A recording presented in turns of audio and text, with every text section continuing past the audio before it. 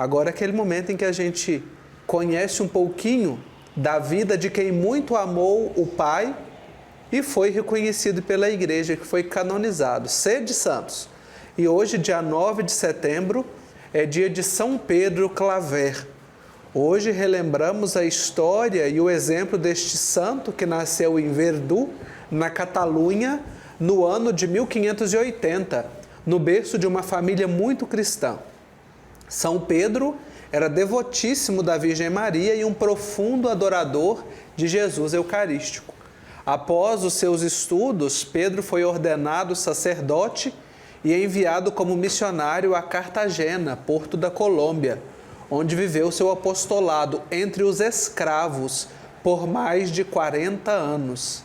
Vivendo em Cartagena, São Pedro Claver se viu diante de um dos 3 portos negreiros da América Espanhola, onde chegavam em média 12 a 14 navios carregados de escravos anualmente.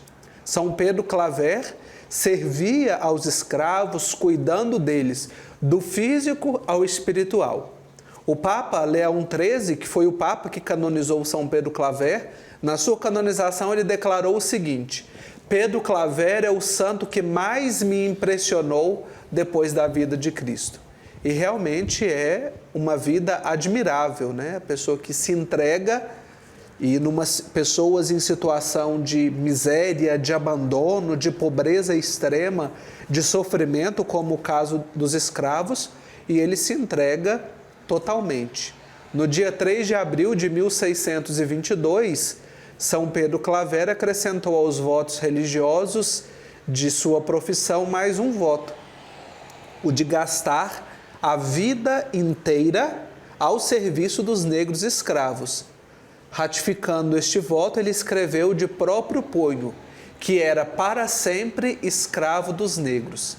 Vítima da caridade, São Pedro Claver morreu com 74 anos em 1654 e 52 anos de vida religiosa, quando ele pegou uma terrível peste ao socorrer algumas pessoas, né? Então ele morreu fazendo aquilo que ele se propôs, uma vida toda voltada para o cuidado das pessoas. E o Papa Pio X, né, o declarou como patrono de todas as missões entre os negros. Então, que São Pedro Claver nos ajude também a ouvirmos a voz de Deus, assim como ele ouviu, e que tenhamos essa sensibilidade de cuidar do outro, independente da situação em que ele se encontre. Ele recebeu uma missão específica e uma missão especial de cuidar dos negros escravos.